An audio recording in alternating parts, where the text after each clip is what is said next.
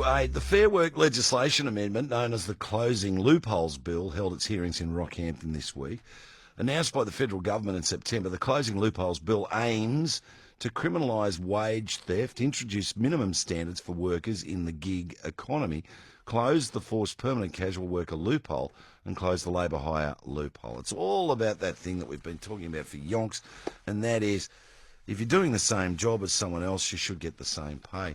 One Nation Senator Malcolm Roberts is in Rockhampton for the hearings. He's been raising the issue of the exploitation of the permanent casual workers in CQ miners for years. Fraser Pearce asked him if the proposed legislation would provide a better outcome for miners. Look, my position on this Fair Work Act, for a start, the current Act as it stands, without Labor's latest draft amendments, is 1,200 pages long, and they're wanting to add another 800 pages.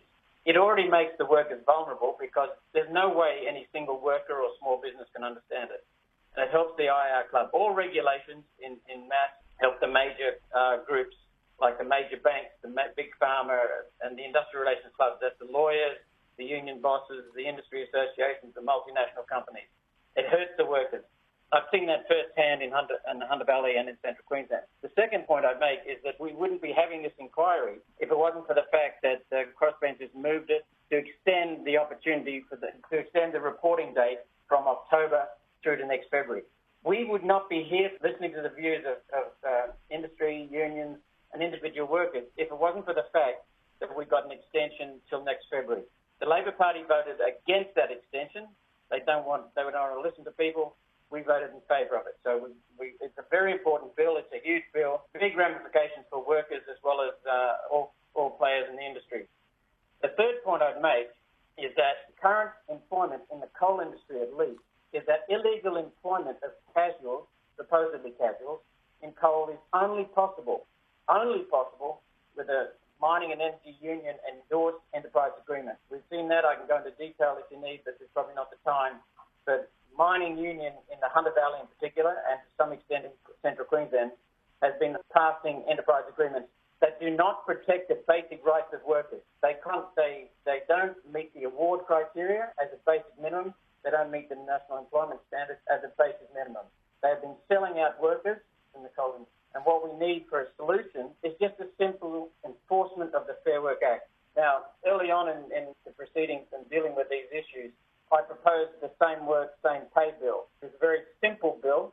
What I've since realised in doing more work, listening to miners, is that all that's needed is to enforce the current Fair Work Act.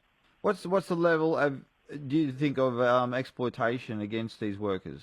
Are you saying it's widespread or it's just isolated? Yes, it's widespread, and it varies in severity, Fraser. They're paying well below the award, and as I said, the award is the basic minimum. They have not done the boot test, which is the better off overall test, and that's how these dodgy agreements have got through that are shafting coal miners in Central Queensland and the Hunter Valley. They have left out basic leave entitlements. They don't pay casual loading.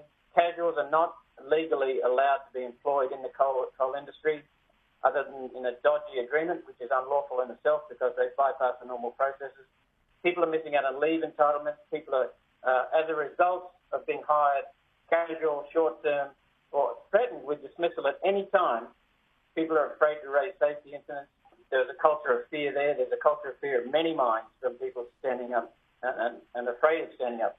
There's also been a lack of reporting of injuries, New South Wales in particular. We suspect also Queensland. There's a loss in some cases of workers' compensation, accident pay. These are fundamental rights. Is this going to be a strong platform for you in the next election? Was it a vote winner for you in the last one? We don't do things to get votes. We do things because they're right. That's One Nation Senator Malcolm Roberts having a chat with ABC Capricornia's Fraser Pearce, talking about the Closing Loopholes Bill. The hearing's being held in Rockhampton at the moment. Authorised Malcolm Roberts, Brisbane.